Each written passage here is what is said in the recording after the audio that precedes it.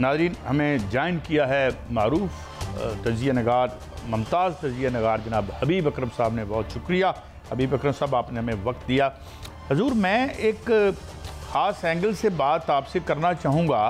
कुछ दिन पहले हमने देखा कि एक ऐवान ज़ेरी में एक ऐसा करारदाद पास हुई और भारी अक्सरियत से पास हुई PTI के जो बानी हैं उनके हवाले से, इमरान खान साहब के हवाले से। आज जो यूनाइटेड नेशन का एक ह्यूमन राइट्स पे एक वर्किंग ग्रुप है, उसकी तरफ से भी आ जाता है। अब आप और मैं दोनों जानते हैं कि ह्यूमन राइट्स पे या जमहूरियत के हवाले से अमेरिका का क्या स्टैंस रहा है और कितनी, तो ये क्या है, what is the method in this madness? ये क्यों ऊपर तले ये चीज़ें आ रही हैं? हालांकि आपको याद दिलाऊं, शुरू में जब वाइट हाउस के जो थे स्पोक्स पर्सन, उनसे सवाल हुआ था तो उन्होंने बड़ा ल्यूकवार्म सा जवाब दिया था, बड़े इनडिफरेंस। ये एकदम से तेज़ी क्यों नज़र आ रही है आपको, ये जो ऊपर तले ये दो वाक़यात हुए हैं जनाब हबीब साहब? कायद साहब, इसमें हमें एक बात तो जहन में रखनी चाहिए कि अब दुनिया में जो अंदरूनी मसाइल हैं वो भी किसी मुल्क के तनहा मसाइल नहीं रहे। इसी तरह दुनिया भर में आप देख लें कि जहाँ पे इस तरह की कोई चीज़ हो रही है तो वहाँ पर मसला इंटरनेशनलाइज हो जाता है, खालिस्तन मकामी नहीं रहता।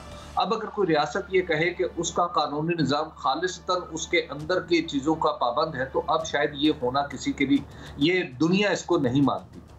दूसरी बात यह है कि हमें ये बात ज़हन में रखनी चाहिए काजी साहब कि जितनी भी हमारे यानी जो अक़वाम मुत्तहिदा की जितनी भी एजेंसीज हैं, वो जो हमें तय करती हैं वो दो मयार पे तय करती हैं। एक मयार वो है जो खुद हमने अपने कॉन्स्टिट्यूशन की सूरत में सेट किया होता है, और दूसरा मेयार वो है कि वो जो इंटरनेशनल कन्वेंशंस हैं या इंटरनेशनल कॉवेनेंट्स हैं जिनके हम सिग्नेटरी हैं, जिनकी हम पार्टी बन चुके हैं, जिसके ऊपर हमने दस्तखत किए और फिर उनकी तस्दीक व तौसीक अपने सिस्टम के ज़रिए कर दी।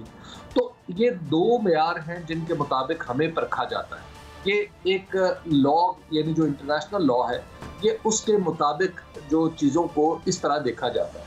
और जहाँ तक अमेरिका का ताल्लुक है, तो अमेरिका में आप और मैं अच्छी तरह जानते हैं कि अमेरिका में एक जो एग्जेक्टिव है वो वो उसकी कोई और हिकमत अमली होती है, लेकिन उनकी मुकन्नना एग्जेक्टिव से बिल्कुल अलग होती है।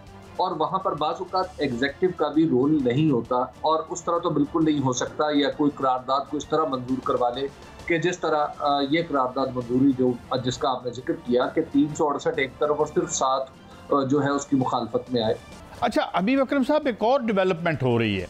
कुछ पुराने कैरेक्टर्स जिन्होंने अपने आप को डिस्टेंस किया था बावजूद PTI से, वो दोबारा से मंजर पे आ रहे हैं। अभी फवाद चौधरी साहब ने तो यहाँ तक कह दिया कि जनाब वो तो जो मोहम्मद बिन सलमान हैं वो आ रहे थे कुछ गारंटीज़ देने के लिए, मगर फिर वो खुद मरवत साहब का नाम ले रहे हैं किसी का। तो ये क्या डेवलपमेंट आपको नज़र आती है? ये जो लोग मुतहरक हो रहे हैं, ये कल तक तो बेचारे चुपते फिरते थे, ज़ाहिर है ये अफसोसनाक बात है। तो अब ये सामने आने की क्या वजह लगती है आपको? ये जो मुतहर्रिक लोग इस वक्त यानी जिनका आप जिक्र कर रहे हैं, अगर आप इनका डिस्टेंस पैदा होने की वजह देखें तो वो भी कोई ऐसी माकूल वजह नहीं थी। इन्हीं के बहुत सारे दोस्त थे जिन्होंने सारी सख्तियां बर्दाश्त की, लेकिन किसी भी किस्म प्रेस कॉन्फ्रेंस करने से इनकार कर दिया, किसी भी किस्म का ट्वीट करने से इनकार कर दिया। वो रूपोश हो गए, उन्होंने खुद को जेलों में डलवा लिया। वो जो कुछ भी उन्होंने सूरत हाल जो भी उनके साथ पेश आई वो अपनी जगह, लेकिन उन्होंने अपनी पार्टी को छोड़ना मुनासिब नहीं समझा। लेकिन ये जो मुतहरिक हुए हैं, फवाद चौधरी साहब हैं, अली जैदी साहब हैं, इमरान इस्माइल साहब हैं, तो ये बहुत ही यानी आप जो कुछ भी कहें, लेकिन बहरहाल इन्होंने उस दबाव के सामने कंसीड कर दिया था, और जब दबाव के नतीजे में ये चले गए तो पार्टी से इनका ताल्लुक भी टूट गया। फिर अली जैदी साहब और फवाद चौधरी साहब को अगर ख़ास तौर पर इनका जिक्र किया जाए तो इन दोनों ने इस्तेहकाम पाकिस्तान के जो पार्टी बनाई गई थी, जहांगीर खान तरीन साहब ने बनाई थी और अलीम खान साहब ने बनाई थी, और उस पार्टी में इन्होंने जो शिरकत नीमे बरू शिरकत भी की। अब जैसे ही हालात में कुछ नरमी आई 8 फरवरी के जब इलेक्शन हो गए, तो उसके बाद जो जाहिर है एक बहुत बड़ी जमात बन के उभरी पाकिस्तान तहरीक इंसाफ, और अगर फॉर्म 45 के मुताबिक देखें तो इस वक्त जो हुक्मरान इत्तेहाद है उसका तो हुक्मरान होने का जवाब ही ख़त्म हो जाता है।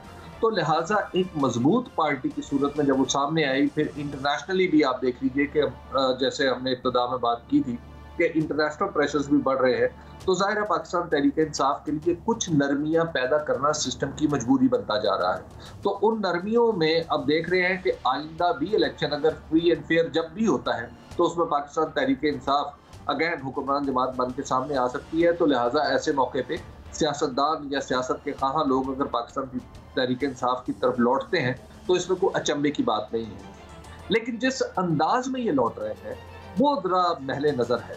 उससे ऐसा मालूम होता है कि जैसे एक नए किस्म का ग्रोह वजूद में आया है जो पाकिस्तान तहरीक इंसाफ को पर्ज करना चाहता है।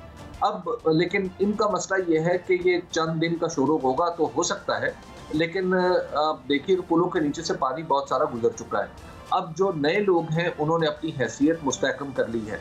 रऊफ हसन अगर फवाद चौधरी साहब बदस्तूर तर्जुमान रहते तो शायद उनकी वो हैसियत ना बन पाती जो आज उनकी है। आज वो अहम तरीन कमेटी में शामिल हैं कि जो दूसरी पार्टियों के साथ पाकिस्तान तहरीक इंसाफ की तरफ से बातचीत कर रही है।